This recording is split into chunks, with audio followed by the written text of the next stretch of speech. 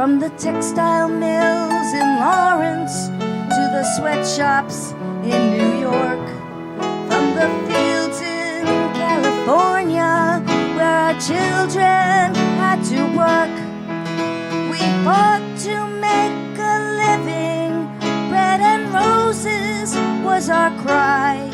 Though they jailed and beat our bodies, our spirit never died. We were there in the factories, we were there in the mills, we were there in the mines, and came home to fix the meals. We were there on the picket line, we raised our voices loud. It makes me proud just knowing we were there. We are teachers, we are doctors, we are cooks and engineers, letter carriers, truck drivers, conductors and cashiers. We operate machinery, we fly the big airplanes, and we help to build our unions. We got struggle in our veins. We were there in the factories, we were there in the mills, we were there in the mines, and came home to fix the meals. We were there on the picket line, we raised our voices loud. It makes me proud just knowing we were there. We were there in the factories, we were there in the mills, we were there in the mines, and came home to fix the meals. We were there on the picket line, we raised our voices loud. It makes me proud just knowing we were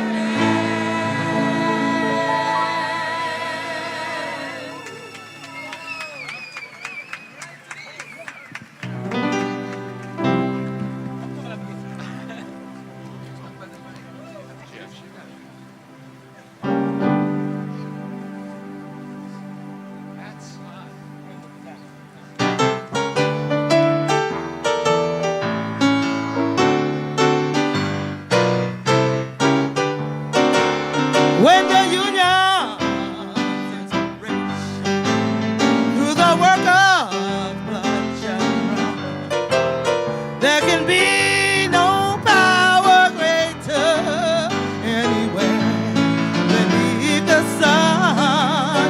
Yet what force on earth is weaker than the feeble strength of one?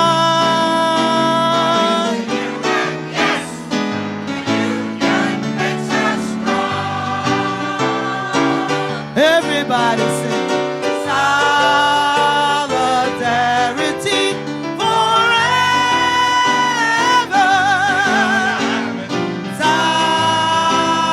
Solidarity forever.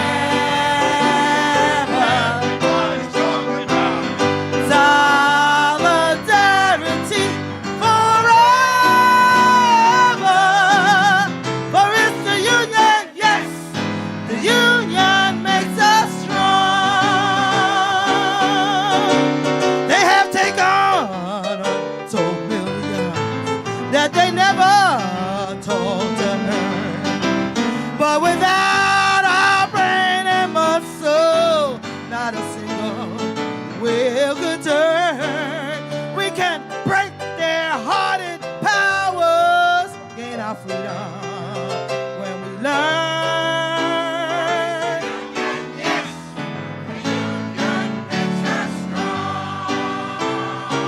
Everybody sing solidarity forever.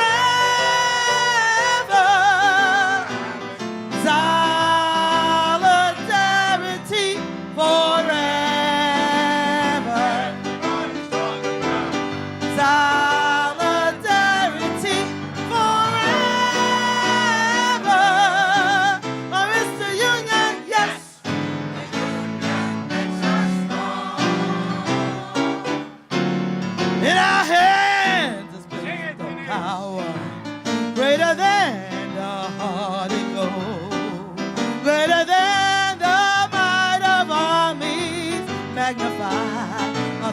thousandfold. We can bring to birth a new world from the ashes of the old.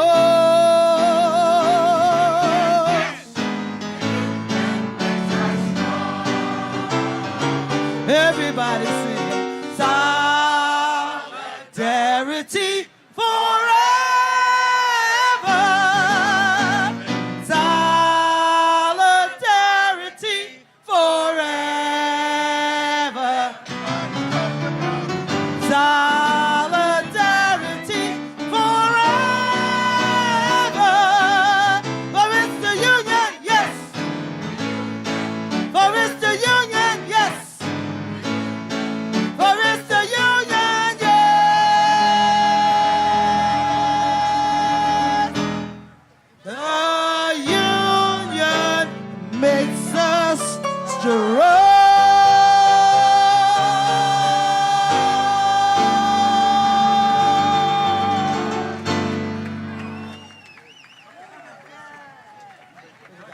Out this way. I gotta give a mic to somebody.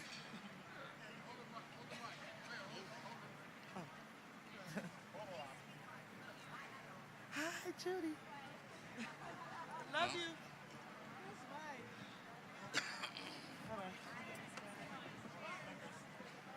Where's our bases?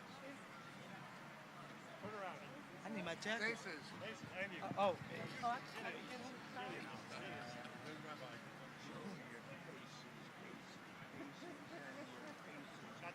Okay. Faces. I'm a base.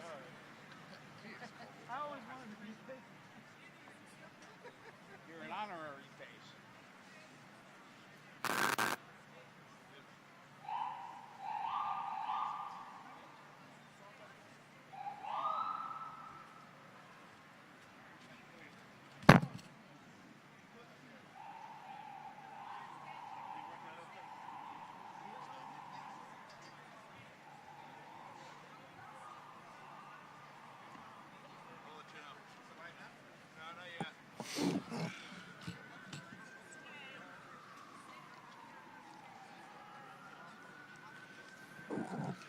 Good morning. Can you hear me okay? My name is Edgar Romney, and I'm Secretary-Treasurer of Workers United SEIU, formerly the International Ladies Garment Workers Union, which was the union that was trying to organize those workers in 1911 on that fateful day. I'm going to move the program along this morning. We've got a couple of our speakers that have to move on because of some very, very important business. But first, let me express my thanks to the Labor Chorus who has come out here each and every single year. Give them a round of applause. And also, I want to extend my deep thanks and appreciation for the women of the Labor Chorus who have come here in years that we were not doing this as elaborately as we are today, just to come by, just to reflect, and just to remember what happened on that fateful day in 1911. So as we begin our program, the first thing I'd like to do is call up Rabbi Feinberg, along with Hadani Dola and Daniel Carew, to make a few remarks, ecumenical remarks. And let me just say about Dr.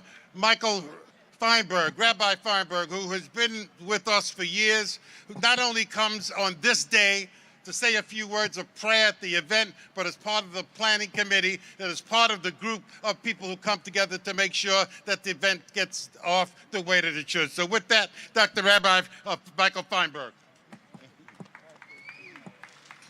Thank you, and it's always a pleasure, an honor, and an important place to be, this annual commemoration.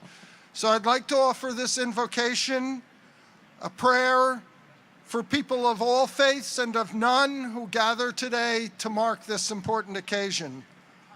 Holy One of blessing, God of all humanity, you gather us here today from across our city and from across the globe, from our many neighborhoods and communities, from our union halls and workplaces, from our schools and universities, from our mosques, our temples, our churches and synagogues.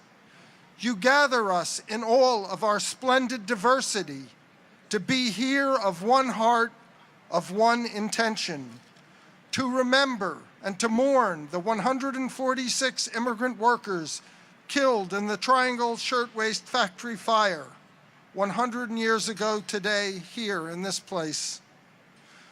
Girls and young women, victims to that horrific fire, Zichronam Livracha, may their memory be a blessing. Victims to a fire, but just as much victims to greed, victims to indifference, victims to exploitation. And so, we honor their memory in our own times by recommitting ourselves to the fight for safe, secure workplaces, the fight for worker rights, the fight for dignity, living wages, for a voice at work for all workers, the fight for immigrant rights, to live without fear, out of the shadows, to end the separation of families, the detention of children, the denial of the right to asylum, the fight against the hate-mongering and the stoking of fear that would divide us, disempower us, the fight against violence against some groups among us, the fight against racism, white nationalism, Islamophobia, anti-Semitism, and xenophobia. The spirit of the Triangle Fire victims lives on in this our fight, and this our true work together, today and for all of our days, and together we say, Amen.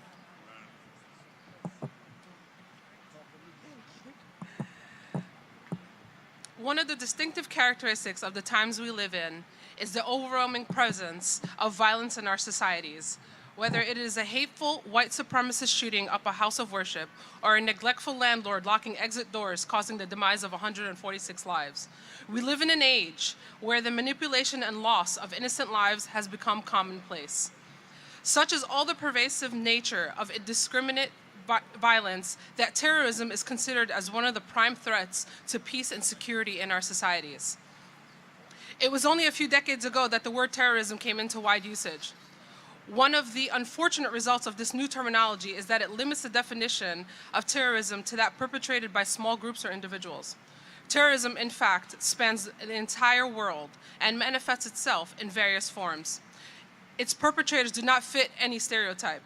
Those who hold human lives cheap and have the power to expend human lives appear at different levels in our societies. Ironically, however, the politician who uses age-old ethnic animosities peoples to consolidate his position, the head of state who orders walls to be built of entire cities, the exalted consuls that choke millions of civilians to death by wielding the insidious weapons of sanctions are rarely punished for their crimes against humanity. Islam considers all forms of life sacred. However, the sanctity of human life is accorded a special place. The first and foremost basic right of a human being is the right to live. The glorious Quran says, if anyone slew a person, unless it be for murder or for spreading mischief in the land, it would be as if he slew the entire people. And if anyone saved a life, it would be as if he saved the entire span of humanity. Such is the value of a single human life, that the Quran equates the taking of one human life unjustly with killing of all of humanity. Thus, the Quran prohibits the taking of a life. Islam encourages people to bring about benefits and good for those of others in every way possible. In the Quran, God praises those who have given preference to others than themselves. The Prophet Muhammad, peace and blessings be upon him, has said, God constantly helps the one who helps his brother, and even a smile or a kind word is charity. There is a particular emphasis in Islam on helping the downtrodden in society, especially the orphans, poor, and needy. We are instructed by our faith to work for the betterment of our communities and societies and the world at large. Simply put, we are commanded to build, not to cause harm or destruction. Amen.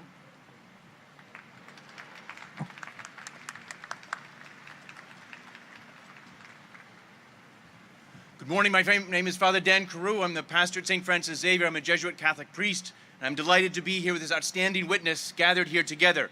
We remember the pain and trauma of these women who were killed here, victims of profit, victims of supremacy, white supremacy, victims of anti-Semitism, victims of the gods that hold us bound even today. We gather together to remember these beautiful souls, these extraordinary women, these extraordinary individuals who labored here. But we remember in a very, very real way that who calls us all to one, the one who calls us all to the dignity of what it is to be human, that which calls us all to the one work for justice and peace, that one God who holds us all together and calls us to the fullness of life, that God invites us today, in this moment, in this time, to do the very real structural reform, to call for the real lived out experience of human dignity, that all work ought to create greater dignity among individuals and ought to do the very real work of building the beautiful dignity of all society, of holding all together, of gathering us all into the one that unites us at every moment of the day. We gather together, yes, to remember the pain and suffering so many years ago today, but in doing that, we remember the pain and suffering that happens this day, today, in how we make our garments and how we get our food and how we do our transportation and all of the various different sectors of our economy where the God of profit continues to hold us bound, separated, denied from that dignity of what it is to be who we are. We gather together to remember, to savor, to build that dignity and to be that voice, to make loud our voices, that we might indeed realize that dignity in our individuals and realize that dignity in all of society. Thank you and God bless. Thank you very much. Those of you that have been with us in years past know that the most moving part of the ceremony historically has been the raising of the ladder by the fire department and then laying of a flower. And we normally do that at the end. Last year we tried a little bit something different and it worked well and we're going to do it again. So just to let everybody know how this is going to work, in a moment I'm going to introduce the Borough Commander of the Fire Department of the City of New York, of Manhattan, and he's going to make a few comments and give the order to raise the ladder. Each one of our speakers will read 6 names, actually 7 names, and they will then proceed to lay a flower at the building. Let me just say about the fire department. In 1911, when that fire broke out, on that Saturday morning, the fire department came. The problem was that the ladder could not reach up to the 8th and 9th floors of this building. When the fire department recognized that, and when we talked to them when we started this many, many years ago about their participating, they have been extraordinarily helpful and cooperative, and because they understand the importance of what this event was all about. So it gives me a great deal of honor and pleasure once again to welcome to the fire department, and I'd like to call upon Commander Roger Sakowicz, the Borough Commander of Manhattan. Thank you very much. Thank you. Everybody messed it up too bad. No, very nice. Thank you. Okay. Before September 11th, the Triangle Shirtwaist Fire was the single greatest loss of life the FDNY had ever responded to. As a firefighter, I can tell you that any loss of life is something we take very personal. This fire is the kind of tragedy that all of us in the FDNY have worked so hard to prevent from ever happening again. Through our training, through our fire safety education program, through our fire prevention building inspections that we do throughout the entire city. These were all changed and strengthened because of this seamless and avoidable tragedy. All New Yorkers deserve to be safe from fire when they are at work, and we will continue to do everything in our power to make that a reality. Thank you for including us in this beautiful tribute, and God help us if we ever forget what happened here. Can I have ladder 20 please raise the aerial?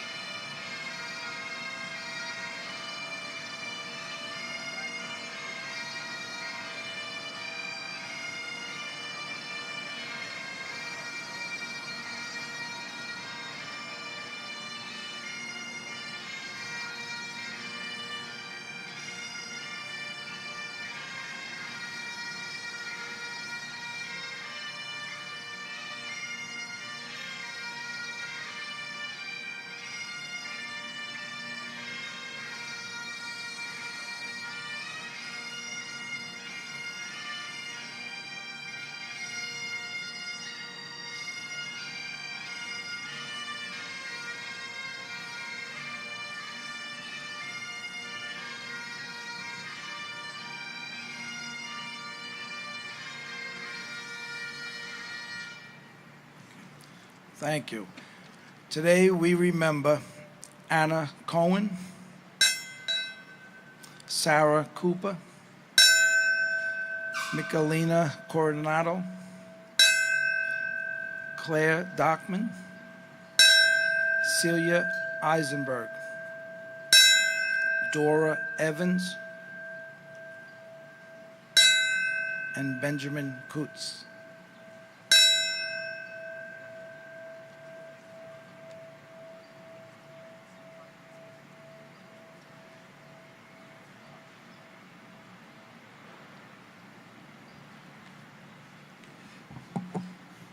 Thank you, Commander. Our next speaker is a person that you all know because of the work that he has done in Congress. We are particularly honored and pleased that he is here with us today because of the important work that he has been doing as a result of the hearings and the investigation by the Special Counsel Mueller. Congressman Jerry Nadler has been a friend of working people and garment workers for many, many years. I've had the honor and pleasure of working with him on trade issues, on immigrant issues, on workers' rights issues for a very, very, very long time. This is part of his district. And in spite of the fact that, and he doesn't have much time, but he will be in Washington shortly dealing with the important work of this investigation, but I am particularly pleased that Congressman Nadler has been able to come and spend a few moments with us, and please give him a warm round of welcome. Congressman Jerry Nadler. Well, thank you very much. The fire that broke out here 108 years ago was one of the seminal moments in the history of the United States, in the history of the labor movement, in the history of progress for working people. So many young women, mostly Jewish and Italian immigrants, were killed here. And they were killed here, they died here, they jumped out of windows for a number of reasons. One, there was a fire. That's not unique in human history. Two, the doors were locked. The exits were locked. Why were the exits locked? Because the bosses didn't want the young women walking out and taking a break every so often. It was part of the exploitation of labor, and when the fire came, the exits were locked and they couldn't get out and they died. So this was a tragic fire, but it was more than that. It was a demonstration of how the system can work in the absence of power for workers. How the system can work in the absence of sympathetic government regulations and legislation. How the system can work to cause death and destruction for people who are helpless unless we do something about it in advance. And as tragic as it was a formative moment in the history of the American labor movement and in the history of progressive legislation to protect workers, to give them some power, and to give them some rights. In the aftermath of this fire and the great mourning that occurred, there was labor organizing in the garment workers, and there was legislation. 70 bills were passed by the legislature in the 2 years afterwards, providing for factory safety laws, saying you could not lock the exits, providing for all sorts of protections for workers. A generation's worth of reforms that had been gathering for 30 years and butting up against the stone walls in Albany suddenly broke through. But it shouldn't take deaths on that scale, or on any scale, to create workers' rights legislation, to give workers the rights to work in safety and to be compensated fairly. And that struggle goes on today. And it's a struggle that must be fought, and it's a struggle that we haven't been doing too well in. In the last 40 years, productivity has gone up, the amount of output per worker per hour has gone way up, but wages have been flat. Almost all the economic benefits of the economy, of economic growth, have gone to the top 1 or 2%. and have left everybody else scrambling. Why? Well, a number of reasons, one of which has been the somewhat successful war on labor unions. If you fire someone, if you're an employer, and you fire someone because you don't like that person's race or ethnicity or sex, the law will generally come down on you. But if you fire someone because they were overheard in the bathroom talking to their co-worker about the necessity of forming a labor union or the advisability of it, and you fire them, nothing will happen. The laws are not enforced. And labor is taking it on the chin, and working people have much less power today than they did 40 years ago. And that's why, or one of the reasons why, this country is a much less equal place than it was 40 years ago. And in memory of these honored dead, we must continue and rededicate ourselves to the struggle which they advanced, which their deaths advanced for a while, and start changing that again. Redistribute power so working people have power, so labor unions have more power, and so that the benefits of society are more equally spread. And so we don't have the divisions and the hatreds in society that we do because so few have so much and so many have so little. That is what we must rededicate ourselves to, and that is what we do. And as we do that, today we remember some of the victims of that fire by name. Annie Pack, Ida Pearl, Providenza Pano, Vincenza Pinelli, Jenny Pildescu, Emilia Prato, and on this, Jenny Letterman. Thank you very much. Appreciate it. Yeah.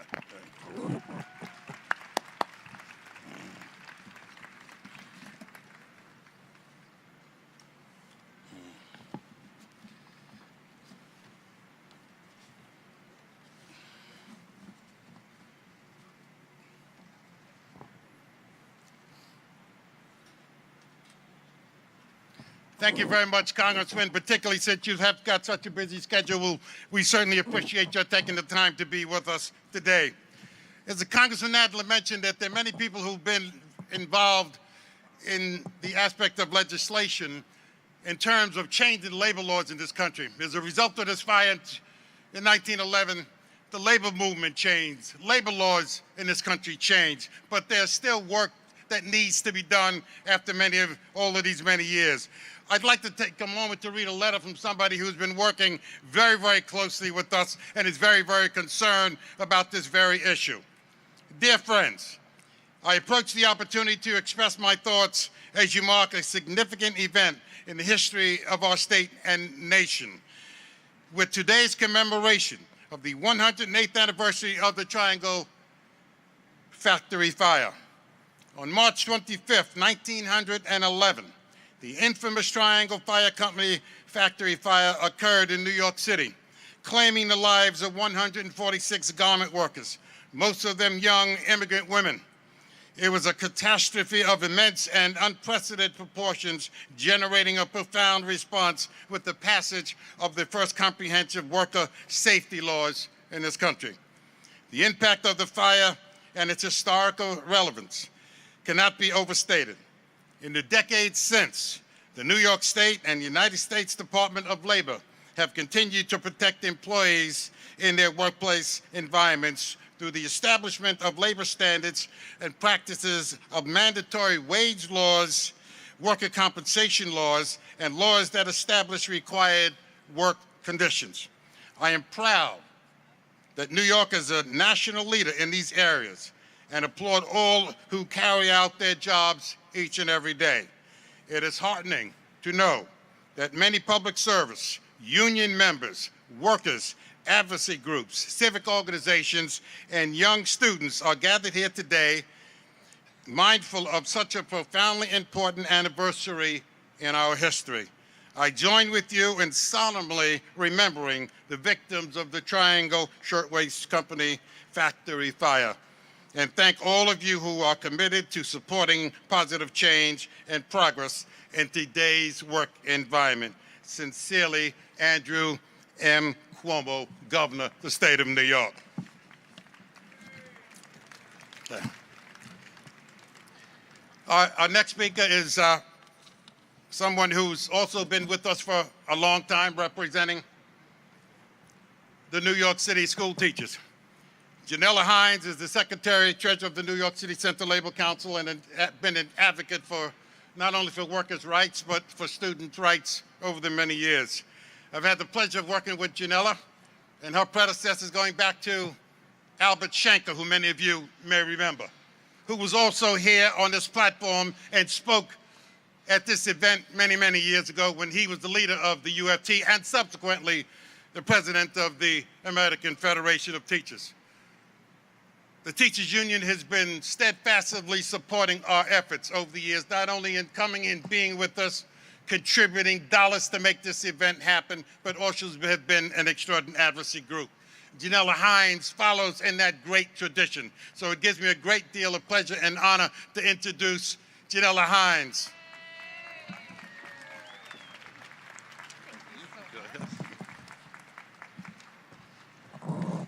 Good afternoon, sisters and brothers. On behalf of the UFT's president, Michael Mulgrew, and the members of the UFT who are out in the crowd today, I stand here and bring you greetings from the United Federation of Teachers. As a unionist, it is important for us to commemorate this day because we have to remember that all work has dignity, and we have to continue to fight for collective action for everyone who works. As an educator, I think about the importance of remembering those turning points in history that have resulted in societal change and how important it is to ensure that every generation can remember those who suffered before. And as an activist, in their memories, we fight for safe working conditions, for a voice in the workplace, for laws that demonstrate respect for all of our labor. As we stand today, it is essential that we continue the fight started with the death of those 146 precious lives. And so during this Women's History Month, I am proud to stand with New York's labor movement as we call the names of those who suffered on that fateful day 108 years ago. Bertha Greb, 25. Mary Herman, 40. Pauline Horowitz, 19. Ida Jukovsky, 19. Ida Kanowitz, 18. Tessie Kaplan, 18. And Sarah Weintraub, 17. Thank you, Heather. Appreciate it. Thank you.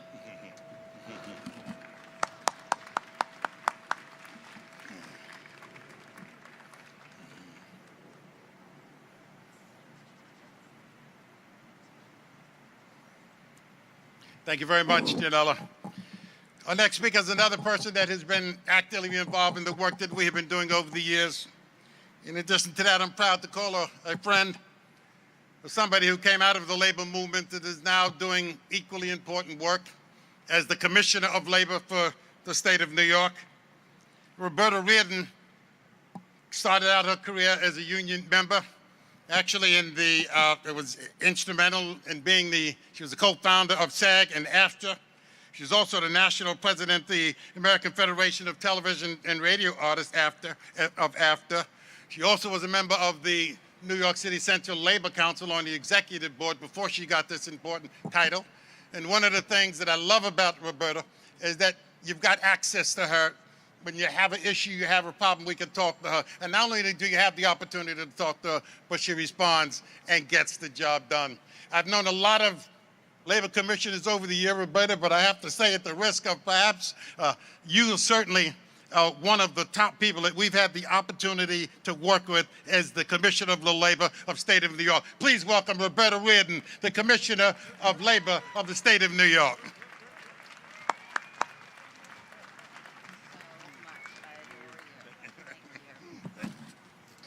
Thank you so much, Edgar.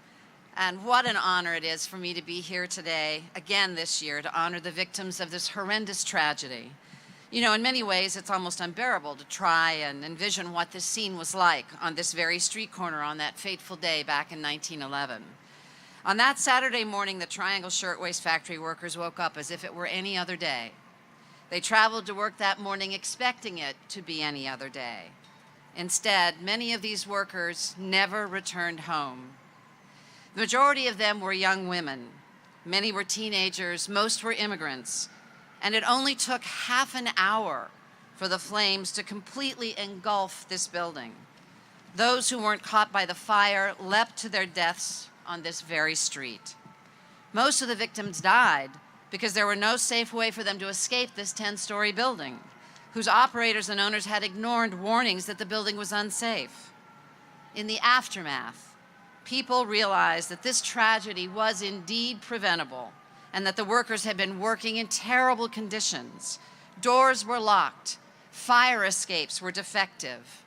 Their day lasted as long as 13 hours, and they were often paid as little as 13 cents an hour. The ensuing public outcry brought together people from all walks of life who began to demand worker protections across the state and indeed throughout our nation. One of these people was Frances Perkins. The event was life-changing for Frances. She was in the area directly across the street the day of the fire, and she witnessed the horror firsthand. She was so impacted by what she saw that fateful day. She was driven to lead the change for stronger safety measures throughout the state.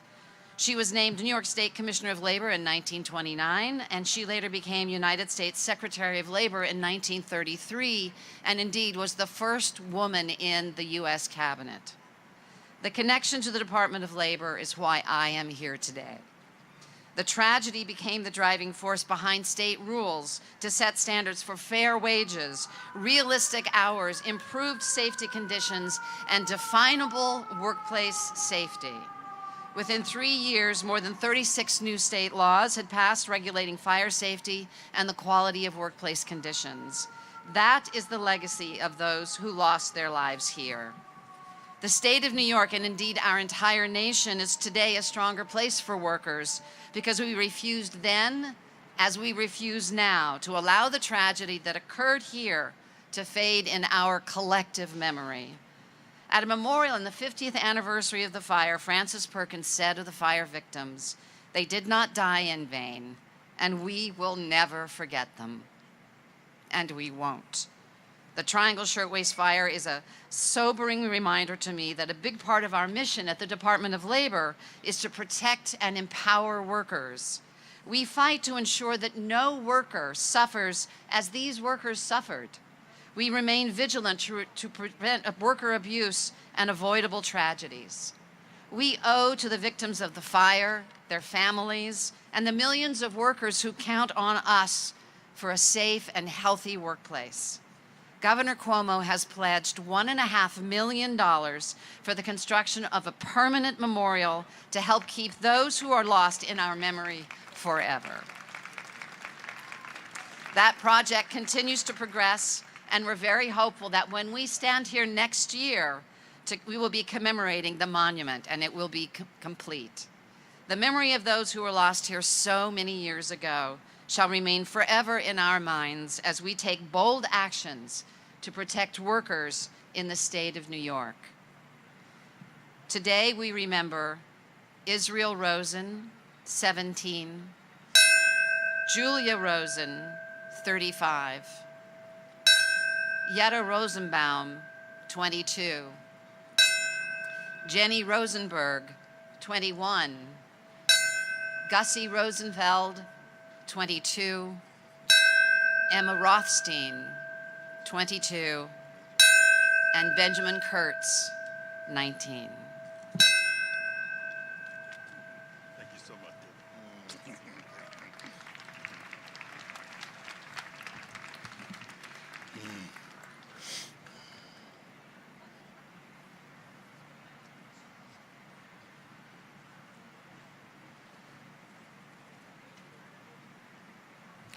Thank you very much, Commissioner, for all of you do to help working people in our city and our state. This event would not be what it is if it wasn't for the participation and cooperation of the Uniformed Firefighters Association, who also has been with us for many, many, many years. Our next speaker is Gerard Fitzgerald, who is the president of the Uniformed Firefighters Association of Greater New York, the UFA, the civil servants union that represents over 8,000 firefighters that make up the fire department of the city of New York. Gerard was a 9/11 responder and was on the line of duty on that fateful day on September 11th in 2001. He was assigned with other firefighters to search for injured victims while also putting out fires at the same time. Please welcome Gerard Fitzgerald, President of the Uniformed Firefighters Association.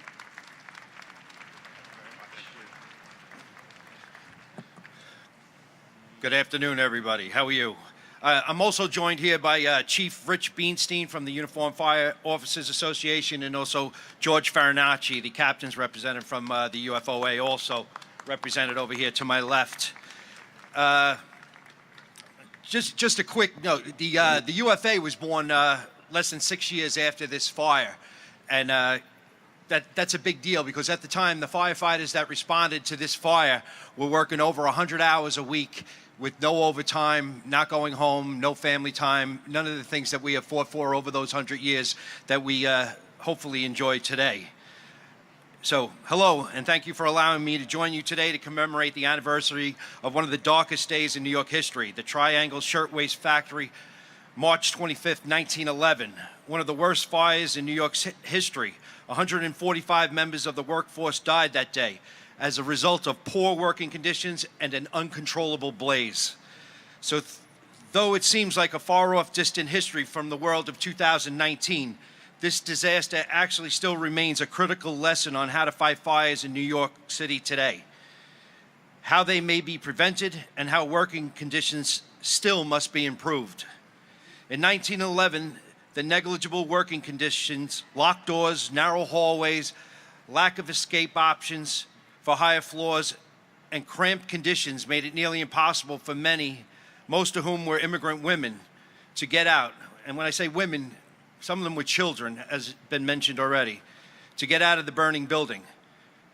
This man-made disaster, however, led to major workplace safety regulations being passed and laws that make every building from then on safer with common sense fire safety measures. For example, the city now requires that buildings have doors that open outward, allowing the flow of people to seamlessly exit a building during an emergency situation.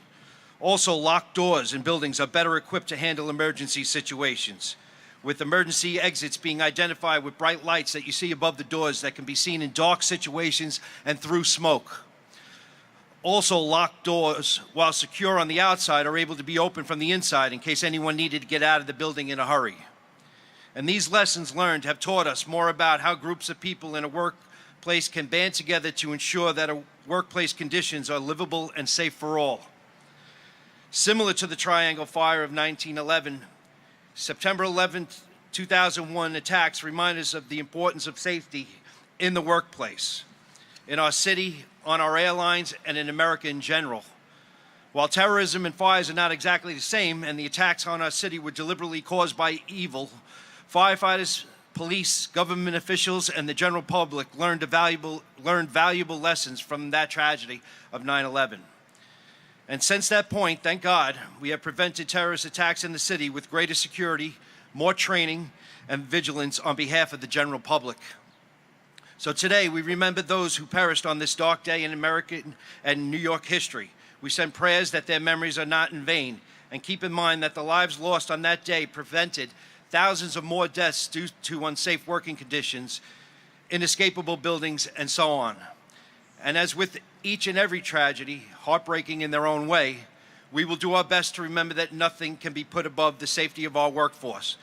And now I speak for all our emergency services when I say that security and safety of our city will remain the paramount concern for myself, our fire department, and all first responders. Thank you very much. I'd like to read some names of the lost. We had Rose Meal, age 15. Yetta Myers, age 19. Gaetana Madolo, age 16. Annie Miller, age 16. Becky Neubauer, age 19. And Becky Ostrovsky. And I've been asked to, I've been asked to name two of our lost, one from the New York City Police Department, Detective Brian Simonson, age 42, and firefighter Stephen Pollard, age 30. May they all rest in peace.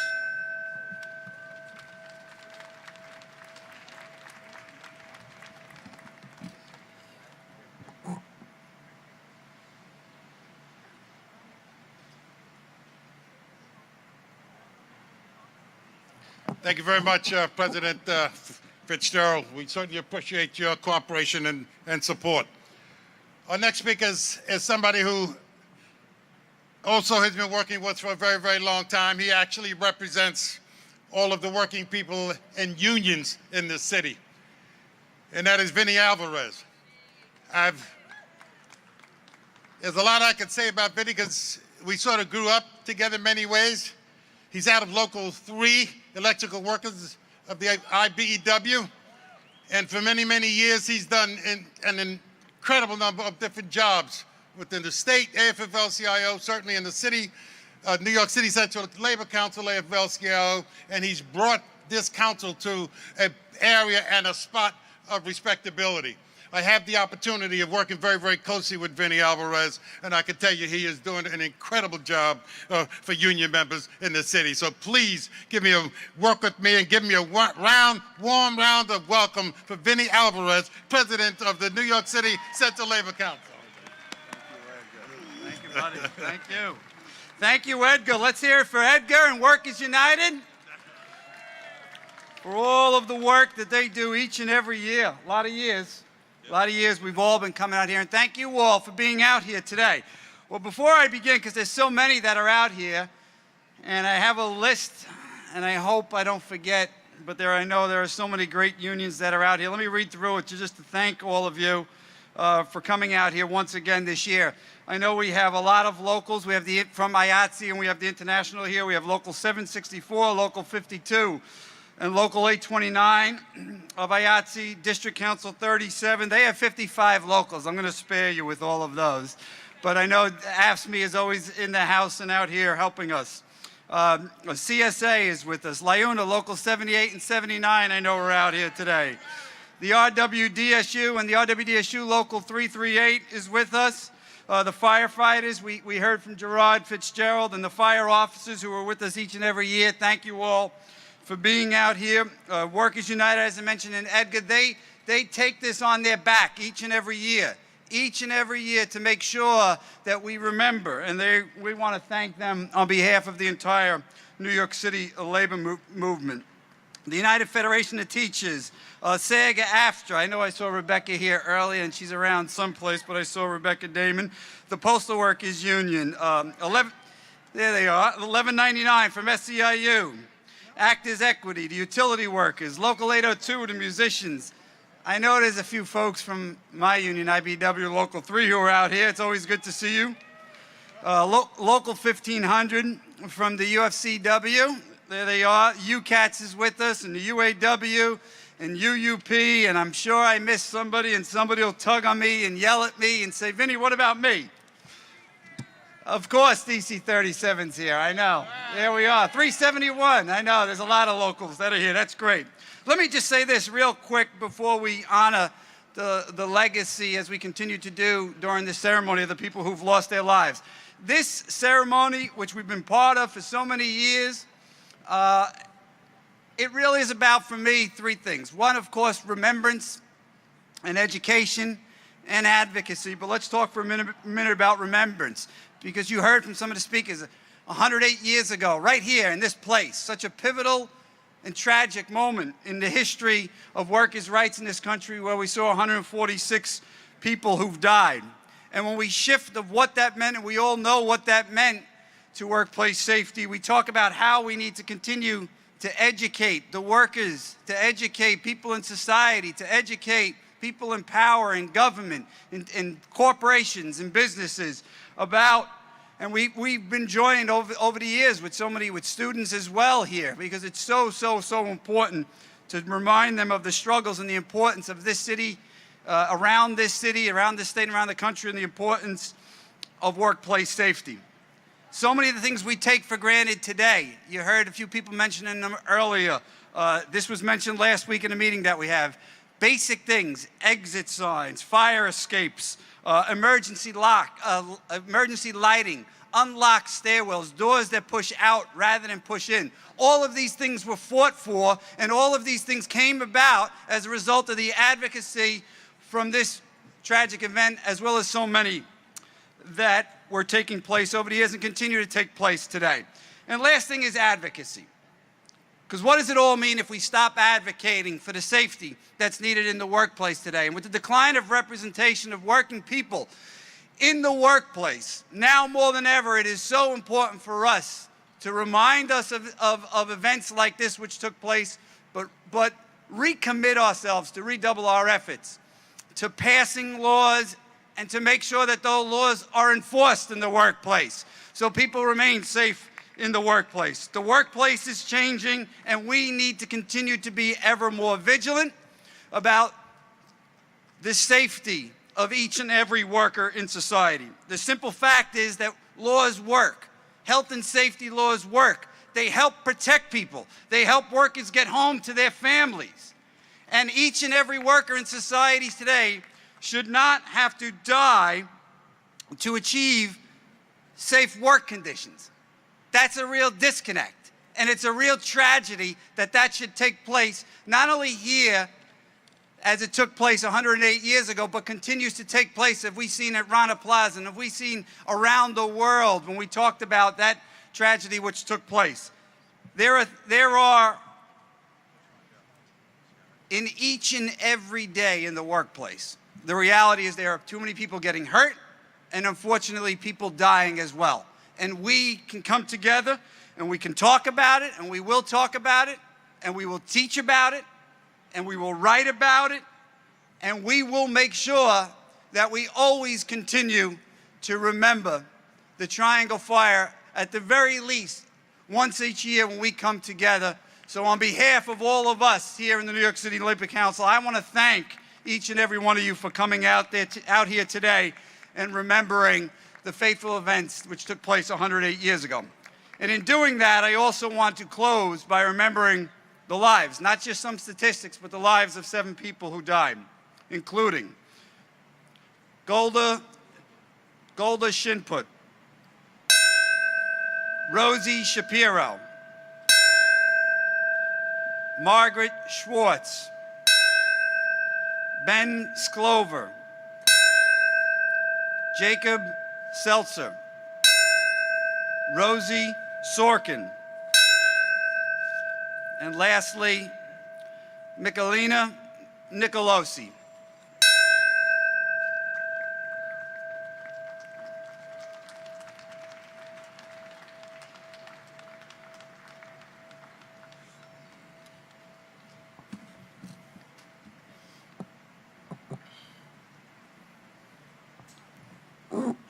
Thank you very much, Vinny. Not only do I want to thank you for being here, sharing some remarks, Vinny, but I also would be remiss if I did not tell you that when we talked to Vinny about putting this event together and that we would need some help, he said, Edgar, the resources of the Central Labor Council is at your disposal.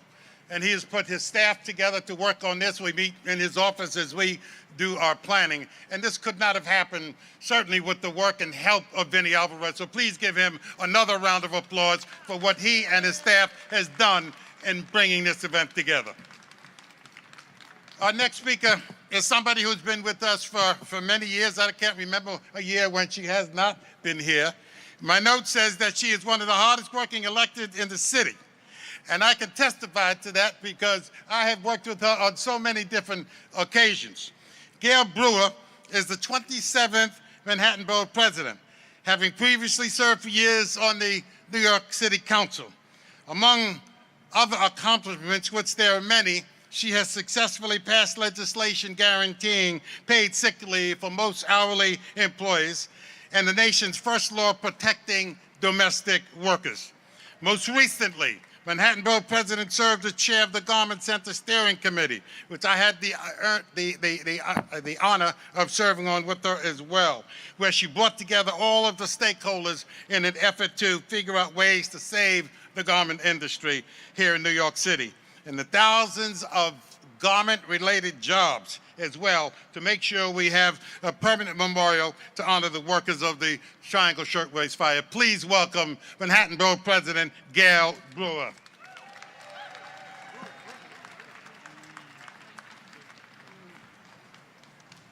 Thank you very much, Edna Robney, and thank you all for being here today. This is always, for me, a very powerful day in Manhattan. The tragedy at the Triangle Shirtwaist Factory, as we all know, 108 years ago, lies at the crux of so much what all of us do today. Workers' rights, immigrant rights, women's rights, all of the movements mentioned above have roots in that horrific spring day in 1911. And a moment in our nation's history when many immigrants' futures are uncertain. Under an administration, as we know, that does not cherish diversity and does not view women as equals, it is absolutely vital to be here today to recall that of the 146 lives lost on March 25th, 1911, 123 of them were young women who were Jewish and Italian immigrants. I'm here today, just like you, to commemorate this historic event. I want to underline my support and your support for union members, and I thank all of you, but particularly Workers United, SEIU, and certainly all of the folks at the Central Labor Council for gathering us together to commemorate this event each and every year. I want to thank, in particular, the Remember the Triangle Fire Coalition. I want to thank Marianne Triscotti, and I want to thank my very dear friend Lulu. I love Lulu. I knew her mother, Rose, very well, so it's a special tribute to her all the time. And I want to thank the coalition because just recently we gathered at FIT, and Lulu gave her wonderful interpretation, a solo performance about that horrible day in 1911. You have to see it if you haven't already. And many, many seamstresses and men were there making sure that there's going to be a huge quilt that will commemorate the impression of fabric on this amazing commemoration, which is going to be on this building. To be there that day reminded us again of the tragedy, but how it is getting woven into fabric, which will then be somehow with a wonderful, wonderful sculpture on this building. So we have come a long way from women being locked into their workspaces with faulty fire escapes, but worker safety here in New York is still improving. That's one reason it's important to gather here in remembrance. We cannot forget our history. We must remember those lost in the Triangle Shirtwaist Factory fire and vow to never again let a tragedy like this befall our beloved New York.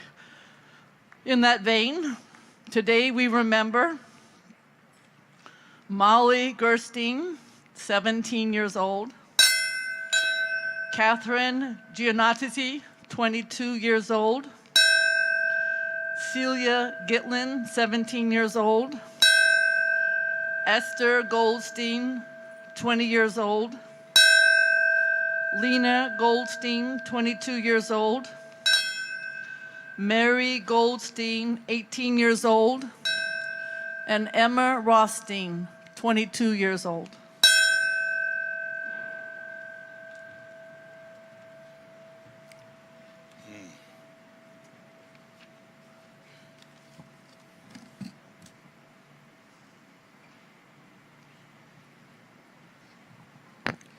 Thank you very much, Gail. We certainly appreciate the work that you do on behalf of working people in the city. Another person, another one of our legislators here in the city of New York who has been working extraordinarily hard for working people over the years is Scott Stringer, New York City Controller. Scott has spent his career in public service fighting to ensure that every New Yorker has an equal opportunity to make it in our city. Over the last 2 decades, Mr. Stringer has been a champion for policies like a $15 minimum wage and has advocated for affordable housing, worked on the city's fiscal health, and promoted open and transparent government, among the many other things that Scott has done. Please welcome Scott Stringer, Controller of the City of New York. Thank you. Well, thank you, Edgar. And 108 years after the Triangle Shirtwaist Factory fire claimed 146 lives, it's fitting that we gather each year to remember how this tragic disaster changed America, because it paved the way for progressive workplace reforms that protect men and women in New York City and across the country to this day. It also solidified the importance placed on unions as a voice for safety, fair wages, and equal treatment. Unions shifted the paradigm and gave workers a sense of power and solidarity that still lives on across our city. And today, on this anniversary, we're reminded that we must stay focused and resilient to ensure we protect the safety of all of our city workers, because this fight is far from over.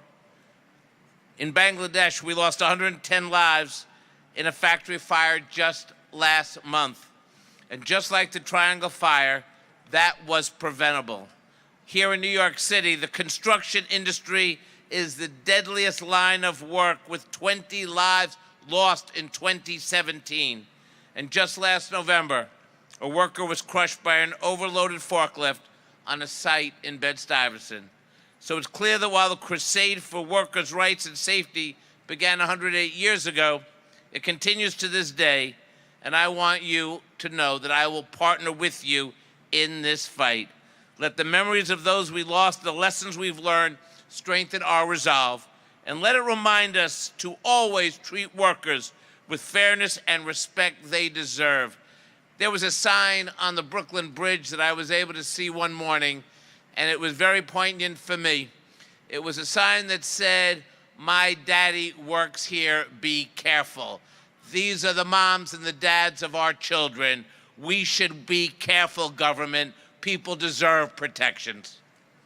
So today we remember Theodore Rotner, 22, Sarah Sabowitz, 17, Gussie Schiffman, 18, Teresa Schmidt, 32, Ethel Schneider, 20, Violet Schnalet, 21, Dara Wolfowitz, 21. Thank you.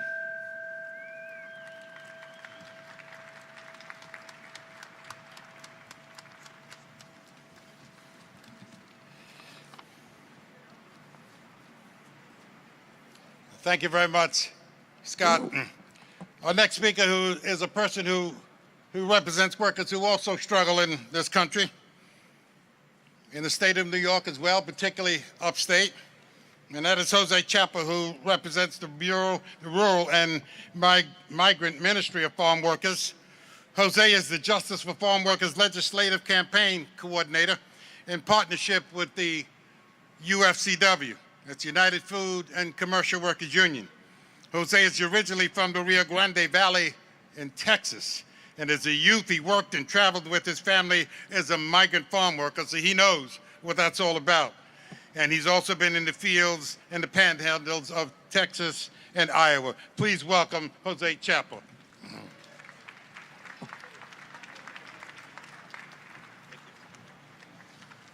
Hi, good afternoon. Thank you for having me. Again, my name is Jose Chapa. I'm the Justice for Farm Worker Legislative Campaign Coordinator. Oh, thanks.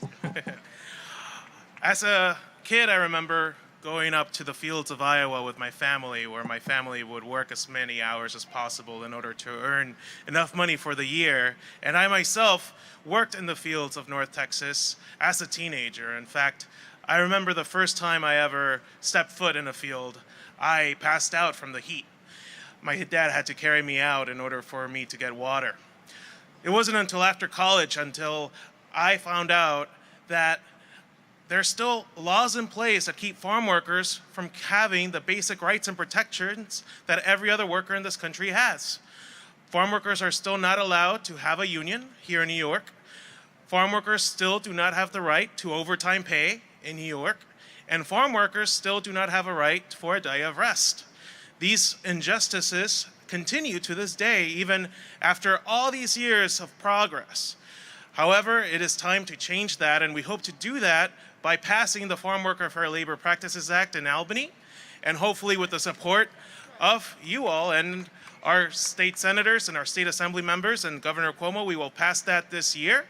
If you all would like to learn more about this campaign, please come visit us this Sunday as we celebrate the legacy of Cesar Chavez at B'nai Jeshurun Synagogue on West 88th Street, starting at 3 p.m. We have some flyers passing around that can give you more information on that, or visit our website at farmworkersny.org to learn more about our campaign. However, today we remember Lizzie Adler, 24, Anina Ardito, 25, Rose Bassino, 31, Yetta Berger, 18, Vincenza Benatti, 22, Gussie Bierman, 22, and Lena Goldstein, 22. Thank you all.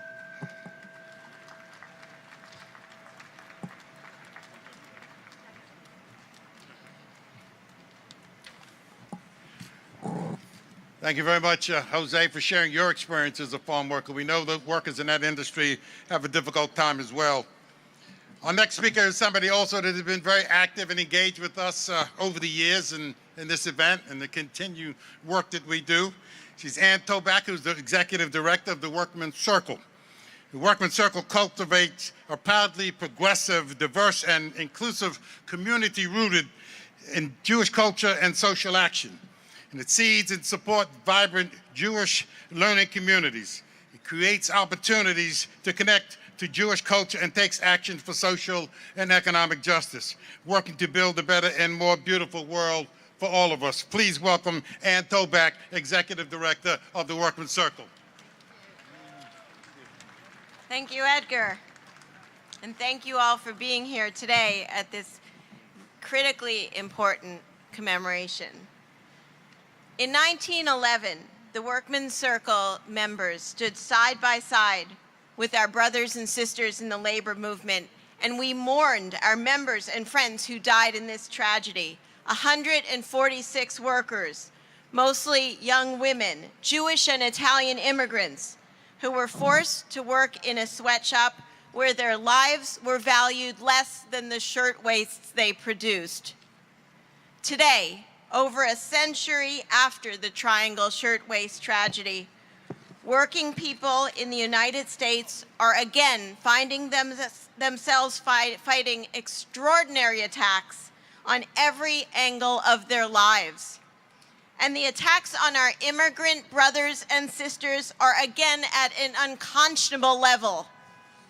Immigrants in the United States are fighting against the age-old battles of workplace exploitation, xenophobia, and desperately attempting to make lives for themselves and their families in a country whose doors are closing to them.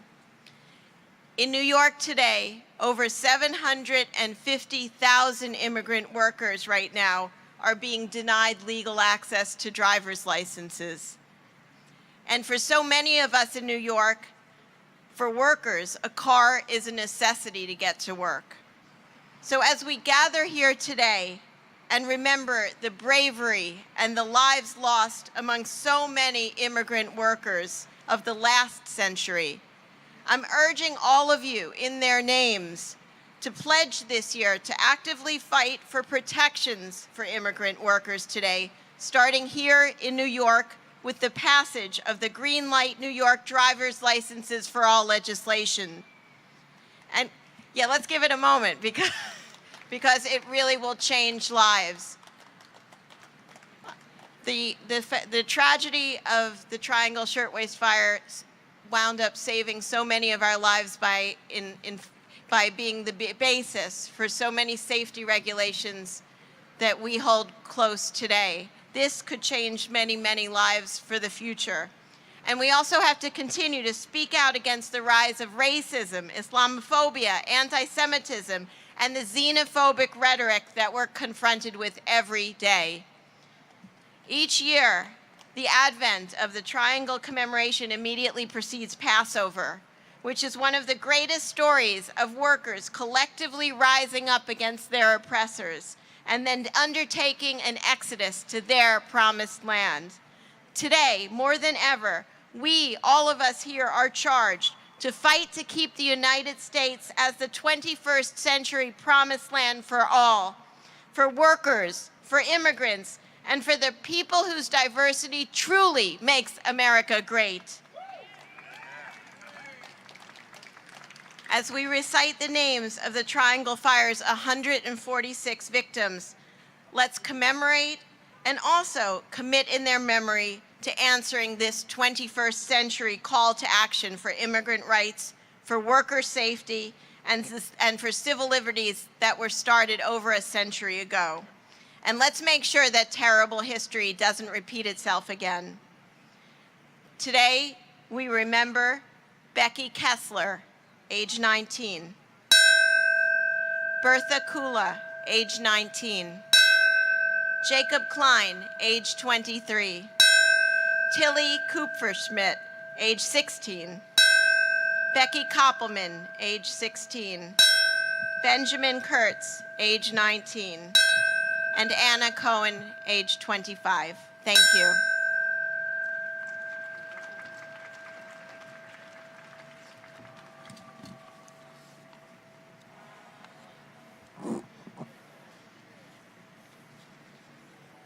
Thank you very much, Ann. Our final speaker, and let me thank all of you for staying and being with us through this important ceremony. Our final speaker is somebody who we've also worked very, very closely with and who's going to share with you what we plan to do, certainly for next year. And I'll have a little bit more to say about that myself in a moment. But Marianne Trescani heads the Triangle Fire Coalition that's been working very, very closely with us and others to do something that's going to be extraordinary and very, very, very important, which you're going to hear about in a moment.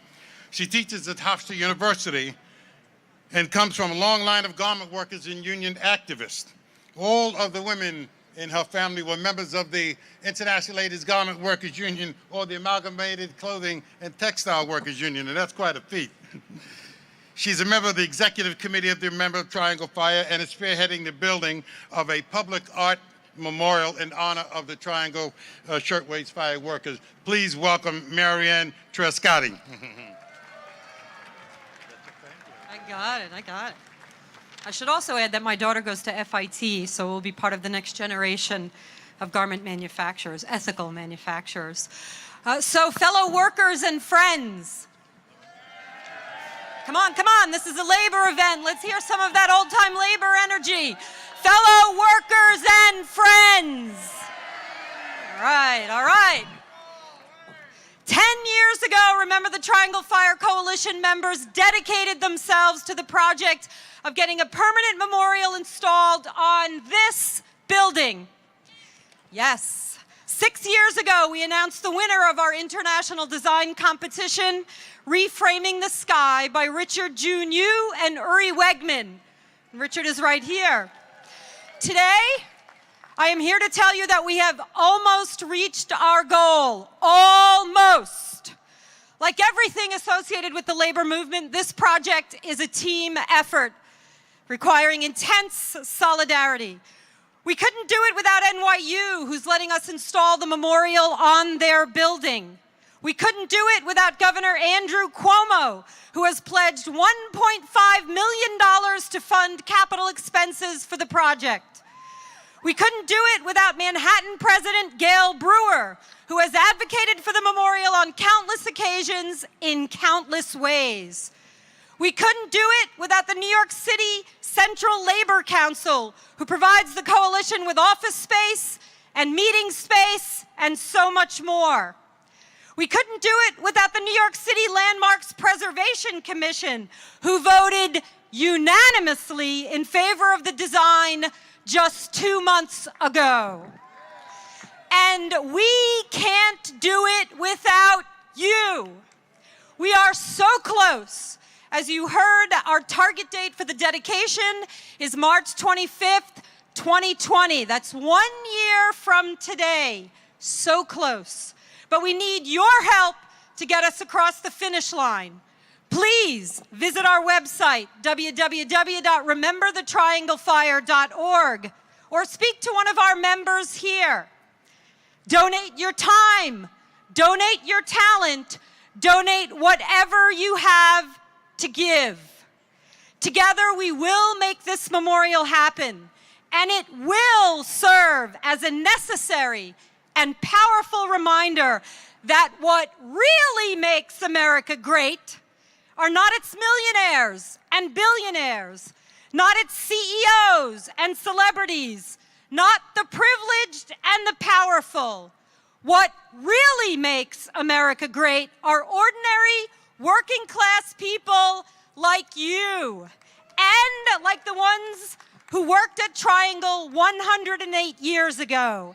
Their struggle is our struggle, and the struggle continues. Or, as my Italian ancestors said, la lotta continua. You betcha. Remember the Triangle Fire. Thank you very, very much. Woo! Woohoo! All right, and now I'd like to acknowledge the family members of Triangle workers. Would you please come forward? I know there are many of you today. We are honored and we are privileged to share what is for us public memory and what is for you personal family memory. We're so honored to have you with us.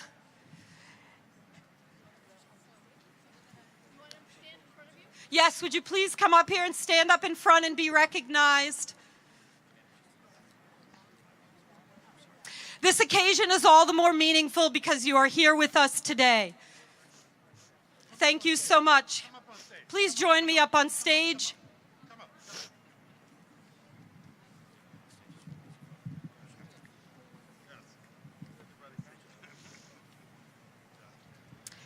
This is your family history, and we remember it with you.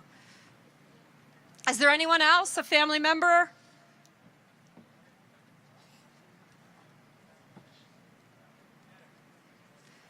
Great.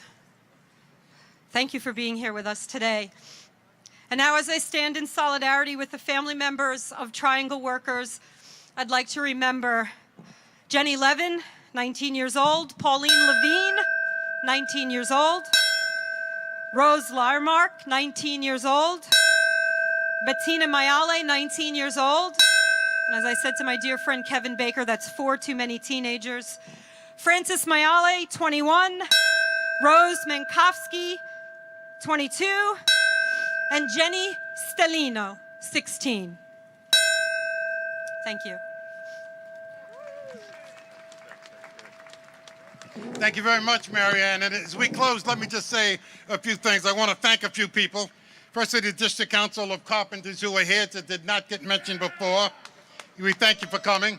We have Paul Mallon representing and others from the Amalgamated Life Insurance Company, who is a major, major sponsor. Please give them a round of applause. Amalgamated Life. Also, the Keith Mestridge from the Amalgamated Bank, who is, no, what, you weren't supposed to go yet? Stay for a moment. Just stay. Everybody just stay right where you are, okay? You don't have to move, all right? And David Kruger, who's the district director of the New York State, from New York State Senator Brad Holman's office. I want to just extend my deep appreciation and thanks to each and every one of you. I want to tell you, Marianne shared with you what's going to happen next year. I want to tell you something. Be here early. Because what's going to happen, if you're not here early on time, you're going to find yourself down on Broadway. Those of you that were here for the 100th anniversary of the Triangle Shirtwaist Fire, all right, will remember there were about, thank you, they had about 15,000 people that were lined on these streets. We went all the way back to Broadway. There has been a lot of work that has gone into making this a reality, literally years in making this happen. Not only to go through all of the process to get everybody's okay on this thing, but we needed to raise a significant amount of money, which we are continuing to do. We do it because it's extremely important. We do it because it's the right thing to do. The other thing that you should know, we also recognize not only the 146 young women who perished in this horrible fire, but people across the world who have run into horrific situations. You remember we had workers from Bangladesh here. We had nail salon workers here. We have other workers dealing with health and safety issues. So I cannot close without expressing my deep appreciation to each and every one of you. And give yourself a round of applause for being here. One final thing, the flowers. All right, they were donated. Where is Michael? Michael, I haven't had the opportunity. Are you here? Michael, what? He actually donated the flowers this year. Let's give him a round of applause, and we certainly want to thank him. As we close, I have the honor of saying the last 6 names of the young women who died in this fire. Essie Bernstein, 19. Sarah Brodsky, 21. Ida Brodsky, 15. Laura Brunetti, 17. And Abraham Binowitz, 30.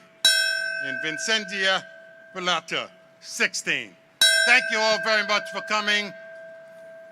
Yeah, this is my flower that I'm going to lay, which will be the last flower. Thank you, everybody, for coming, and we look forward to seeing you next year. Wait.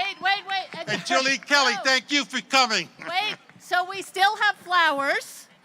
So the family members are now going to lay their flowers, and anyone who would like to lay a flower, please come up front. You can come and read the name and lay the flowers of the final victims that have not been placed here by the building. So if you're interested in laying a flower, please come up front and read the name and lay the flower, please. They're going to go this way. Okay, so family members first.